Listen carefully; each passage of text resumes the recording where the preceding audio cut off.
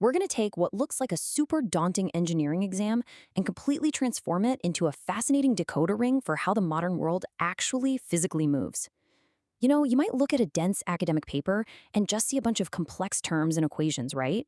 But we're going to look closer. We're going to uncover the invisible forces that literally animate everything around us. So our source artifact today is this, an actual 8th semester engineering exam for a course called Electrical Drives. Slated for June 2025, this single doc exam, testing exam, the core of electrical drives, controlling speed and power, the physics of stopping, and finally, powering heavy industry. Let's jump right into Section 1, Deciphering the Engineering Exam. Right up there in the top right corner, we see the number 70. This exam carries a maximum of 70 marks, and that represents 3 hours of intense, high-stakes technical problem solving for a graduating student. That's just 3 hours to prove they understand the exact systems that keep our entire infrastructure running. No pressure, right? The instructions explicitly state attempt any 5 questions. All questions carry equal marks. So students only need to tackle 5 of these incredibly intricate, multi-part questions out of the 8 on the page. But as we'll see, no matter which path they choose, every single question is a gateway to understanding a crucial, real-world mechanical solution. Moving right along to Section 2, the core of electrical drives.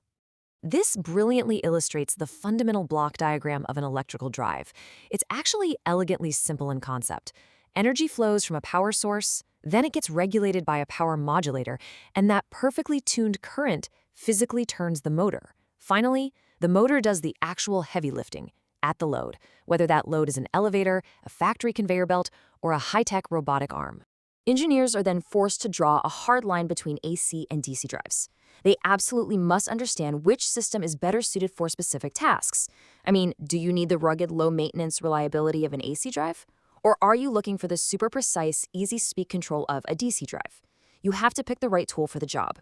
Then, a crucial and frankly dangerous challenge arises. Why do we use starters in DC motors? Like, why can't we just plug a massive industrial motor straight into the grid and flip the switch? Well, because without a starter, you would get a completely catastrophic electrical surge. The initial current rush would be so massive, it could literally melt the internal wiring. It's a stark reminder of the raw, dangerous power these students are learning to tame. Okay, Section 3, Controlling Speed and Power. Take VV control for a 3-phase induction motor, for example.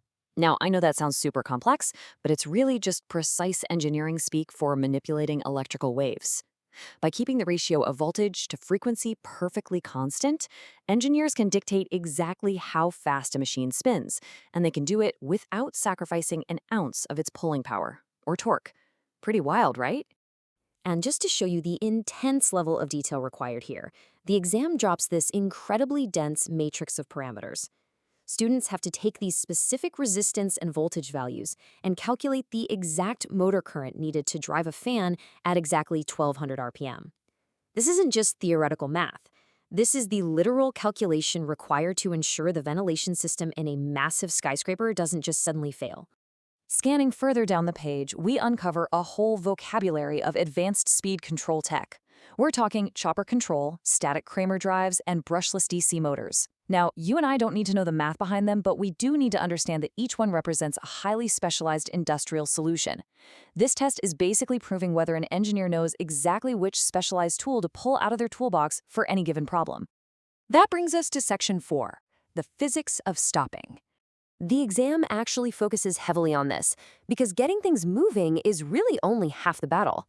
Multiple sections demand a deep explanation of braking systems.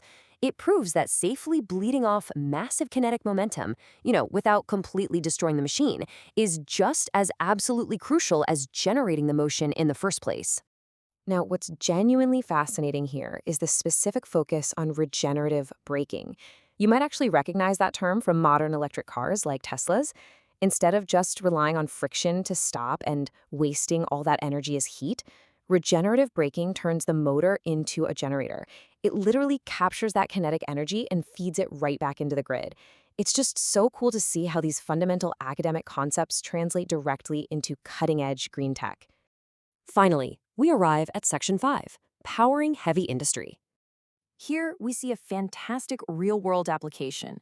Students are actually asked to compare the drive schemes used in cement industries versus steel industries. I mean, think about that for a second. Crushing massive solid boulders into fine cement powder requires a vastly different type of sustained, brutal motor torque compared to the high-speed, hyper-precise control you'd need to roll out thin, perfect sheets of hot steel. The engineer has to know exactly how to design the mechanical nervous system for both of those extremes. Looking at these 2 pages of the exam side by side, we can really start to appreciate what's happening here. This isn't just some boring test of rote memorization. It is a comprehensive map of human ingenuity. It's a literal test of how we harness raw, invisible electrical power and translate it to totally conquer our physical limits. From constant torque drives operating a massive freight elevator, to the complex stator voltage calculations keeping a dangerous chemical plant ventilated, these concepts are the invisible hands turning the gears of our entire modern civilization. Without the engineers who sit down, sweat it out, and conquer these 70 marks, our modern world simply grinds to a halt. So, I'll leave you with this final thought to consider. As our industries rapidly evolve, and as we push for total automation, renewable energy grids, and just unprecedented mechanical efficiency, how will the electrical drives of the future completely rewrite this very exam? What impossible machines will the engineering students of tomorrow be tested on? Honestly, think about that the very next time you flip a switch and watch the world move.